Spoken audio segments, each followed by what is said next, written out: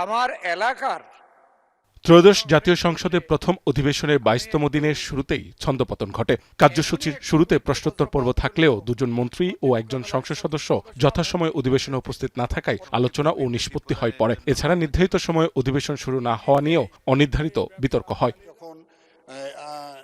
সংসদ অধিবেশনের ৭১ বিধি অনুযায়ী জাতীয় জনগুরুত্ব সম্পন্ন বিষয়ে কথা বলেন মন্ত্রীরা। এক প্রশ্নের জবাবে স্বরাষ্ট্রমন্ত্রী সালাউদ্দিন আহমেদ জানান, মাদকের পাশাপাশি অনলাইন জুয়া নিয়ন্ত্রণেও কঠোর অবস্থানে রয়েছে প্রশাসন। অবৈধ সীসা লাউঞ্জগুলো যেন নাম ঠিকানা বদলে পুনরায় কার্যক্রম চালাতে না পারে সেজন্য বাড়ানো হবে নজরদারি। ঢাকা মেট্রোপলিটন পুলিশের গোয়েন্দা ও অপরাধ বিভাগ কর্তৃক সার্বক্ষণিক প্রকাশ্য ও গোপন পুলিশি নজরদারি অব্যাহত আছে।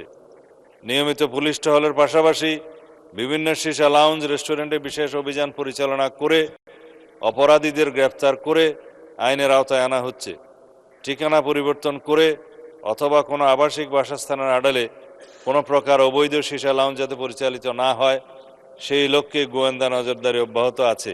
বজ্রপাত নিয়ে প্রশ্নোত্তর পর্বে দুর্যোগ ব্যবস্থাপনা ও ত্রাণমন্ত্রী আসাদুল হাবিব দুলু বলেন, বিশ্বে বজ্রপাত প্রবণ দেশগুলোর মধ্যে বাংলাদেশের অবস্থান নবম। এই দুর্যোগে প্রাণহানি কমাতে জনগণকে সচেতন করার পাশাপাশি সারা দেশে তালগাছ রোপণ ও আধুনিক বজ্রপাত নিরোধক যন্ত্র ক্রয়ের বিষয়টিও সরকারের বিবেচনায় রয়েছে।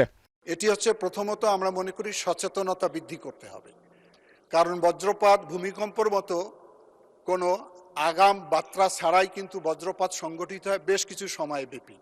যখন আকাশে ঘন মেঘ জমে তখন যদি তারা নিজেদের একটি নিরাপদ আশ্রয় গ্রহণ করে তাহলে এখানে প্রাণহানি খুব কম হবে। প্রাকৃতিকভাবে তাল গাছ রোপণের একটা কর্মসূচি বিগত সময় নেওয়া হয়েছে, সেটা খুব বেশি এগোয় নাই, তারপরও আমরা মনে করি এটিও একটি কার্যকারী ব্যবস্থা। এদিকে লিখিত বক্তব্যে স্থানীয় সরকার মন্ত্রী মির্জা ফখরুল ইসলাম আলমগীর সংসদকে জানান, প্রয়োজনীয় প্রস্তুতি সম্পন্ন হলে দ্রুত স্থানীয় সরকার পর্যায়ে নির্বাচনী প্রক্রিয়া শুরু হবে। ইলেকট্রনিক ভোটিং মেশিন সংক্রান্ত এক প্রশ্নের উত্তরে মির্জা ফখরুল বলেন, নির্বাচন কমিশন কোনো জাতীয় বা স্থানীয় নির্বাচনে ইভিএম ব্যবহার করবে না। এছাড়া নতুন ২ বিভাগ সম্পর্কে তিনি জানান, ২০২৪ সালের ডিসেম্বর মাসে অন্তর্বর্তী সরকারের জনপ্রশাসন সংস্কার কমিশন আনুষ্ঠানিকভাবে ফরিদপুর ও কুমিল্লা নামে ২টি নতুন বিভাগ গঠনের সুপারিশ করে। এ বিষয়ে চূড়ান্ত সিদ্ধান্ত প্রশাসনিক পুনর্বিন্যাস সংক্রান্ত জাতীয় বাস্তবায়ন কমিটির সভায় নেওয়া হবে। তাদের প্রতিনিধি হিসেবে নির্বাচিত করেছেন। মাহবুব হাসান রিপন, এখন ঢাকা।